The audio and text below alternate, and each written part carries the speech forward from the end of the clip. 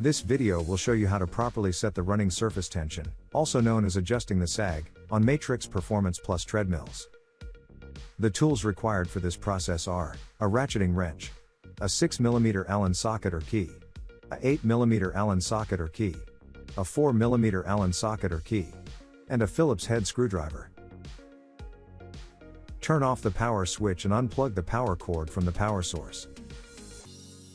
Remove the motor cover.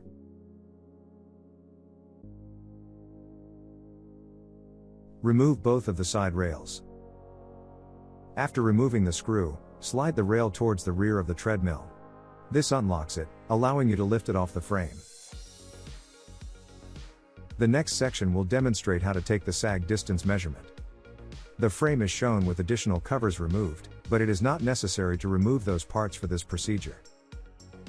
Locate the center hole, on the top of the treadmill frame. The front-facing side of this hole, toward the treadmill motor compartment, is directly above the location where you will take the sag distance measurement. Some Performance Plus treadmills will have a gauge welded underneath, on both the left and right sides, where this arrow is pointing. The gauge has a height of 25 mm. The goal is for the underside of the slats to be perfectly in line with the bottom of the gauge. In this image, the underside of the slats is perfectly in line with the bottom of the gauge, so the sag measurement is good.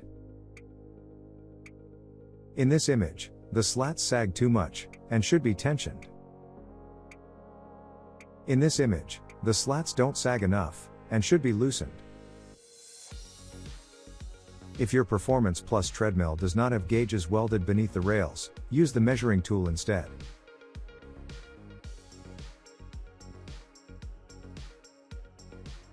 Attach the measuring tool to the bottom of the rail, directly under the center hole. Position it flush with the slats. The tool has a height of 25 mm. The goal is for the underside of the slats to be in line with the bottom of the tool. In this image, the underside of the slats is perfectly in line with the bottom of the tool, so the sag measurement is good. In this image, the slats sag too much, and should be tensioned. In this image, the slats don't sag enough, and should be loosened. You must check the sag measurement on both the left and right sides of the treadmill. The sag distance should be between 25 mm and 30 mm, and equal on both sides of the frame.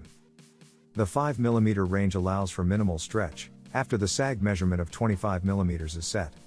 If the tension is correct on both sides, no action is necessary. If the sag distance is out of this range, remove both of the end caps. There are 2 screws at the top, and there is a third screw that must be loosened underneath the end cap. The treadmill may have a QR code under the right end cap, which will take you to this video. Adjust the rear roller bolts as needed, to tension or loosen the slat belt, until its underside is in line with the gauge, or tool. Make sure that the sag distance is equal on both sides of the frame. If you change the sag tension, use your hand to rotate the running surface 180 degrees, moving the top slats to the underside. Then check the sag distance measurement again. The range in sag distance is there to allow for the greatest noise reduction. Some units may require 25, while others may require 30 mm to get the best possible result. Do not tension so that sag is less than 25 mm, as this puts excess strain on the rollers, and will cause damage to them. Once the surface is properly tensioned, reverse the steps to reinstall the end caps and covers. If you have any questions about the process shown in this video, please contact your local Matrix Fitness office.